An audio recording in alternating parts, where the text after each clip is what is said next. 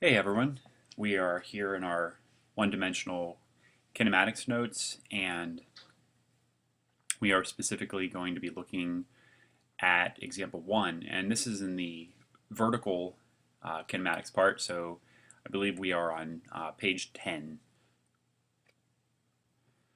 So the example says we have a ball dropped from a tower, and this tower looks like it's 70 meters tall. We want to know a couple things. A, how far has it traveled after 1 second, 2 seconds, and 3 seconds? And second is, what is the ball's velocity after 1, 2, and 3 seconds respectively as well? So what I'm going to have you do here is I am going to have you go over and take our words and convert them into a picture so that we can go ahead and do that. So I'd like you to go ahead and stop and think. When you have your pictures drawn for this, we will pick up. All right, so here we're back, and I'm going to zoom out just a little bit, but we have our picture here of our tower of some sort, and again, we know that it's 70 meters tall. Now, you need to be careful here because a lot of people say, again, they're given a distance and they just want to throw this in for a distance into an equation. You're going to see in a little bit, this really doesn't come into play into our equations per se. But a couple things to note here is that the ball starts at the top of the tower. We're dropping it. So dropping it, remember, at that instant that it's being released, it has no velocity. You have to really keep in mind here at these instantaneous velocities. So yes, it starts moving. Yes, it is accelerating, and that's because of gravity, which of course we know is 9.8 meters per second squared in a downwards direction. So after 1 second of time, and you'll notice here I've drawn the different snapshots of the ball at the different locations.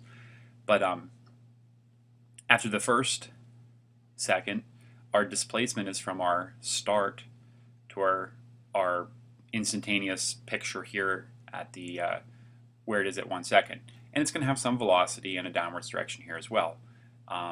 As after 2 seconds, likewise, it's going to have some displacement from our initial starting position down to this position. And again, its velocity is larger, so you'll notice the size of this arrow is bigger. And likewise, at 3 seconds, it's going to be some distance. Now, I don't know if this is going to actually have fallen to 70 meters in 3 seconds. It might have. So I've just assumed that it hasn't, but we might find out later that it actually has already reached the ground. We will get to that in just a little bit. Let me scroll down here. There's the end of the velocity. See, again, notice it's getting larger as it falls. And of course, that's because of our acceleration. So ultimately, what we're trying to find here is we are trying to find out how far, in other words, the magnitude of our displacement. So in effect, we're looking here for the distance from this snapshot to this snapshot, and then this snapshot to this snapshot, and of course from here down to here.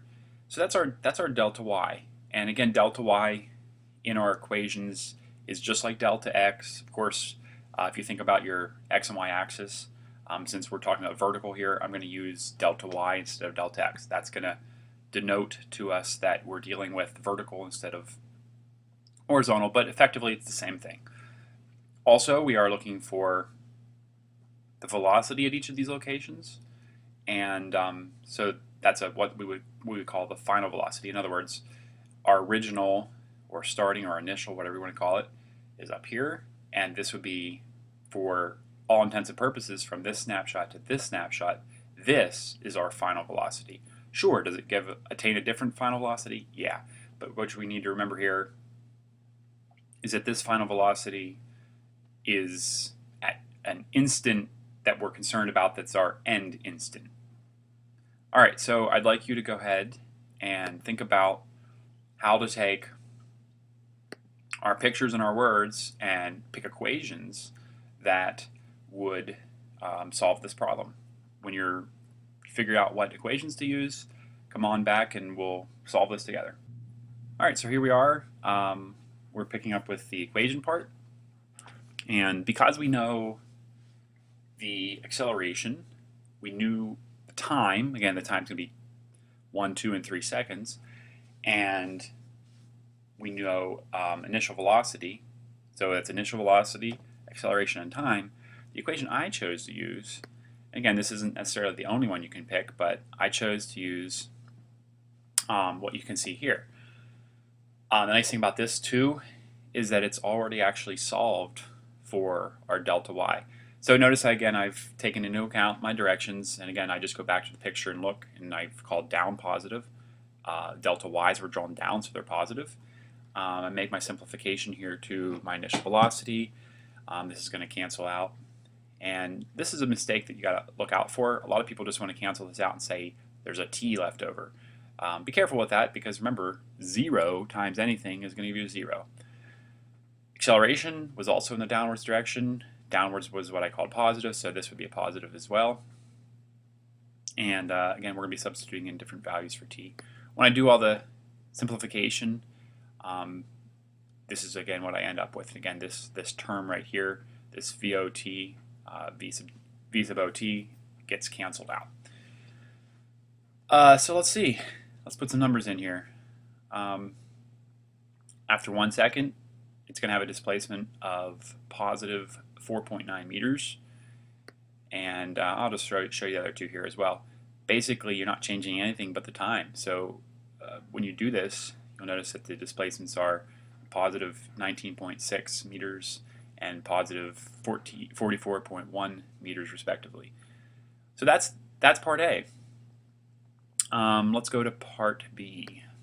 Part B, again, we're looking for the velocity in the second picture, which was what we refer to as our final velocity. And so I chose to use this. Again, we know acceleration and time, and we know this is 0. So basically this cancels out because we substitute the 0 in, and we end up with VF equals AT. So over here where I actually did some substitutions, we are going to zoom that out a little bit here, just putting in again the 1, the 2, and 3 seconds and pretty much calculating out our velocities. Notice again that we're dealing with a velocity, it's positive in this case because of our being in a positive direction. If I go back here, I can look at the picture again, and right there it is. It's in a positive direction. Our displacements were in a positive direction, so we would expect positive values here.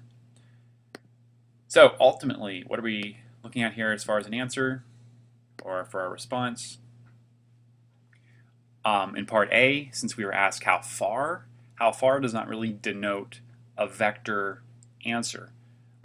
It really just says how far something is. It's a distance. So the directions are not necessary here. In fact, they shouldn't be in there. So you just take the magnitude part of our answer up here. Part B was velocities, and again, since velocity is a vector, I do need the positive on this to indicate that it's in a positive direction. In other words, based on our picture, that's a downwards direction. So that's the end of this problem.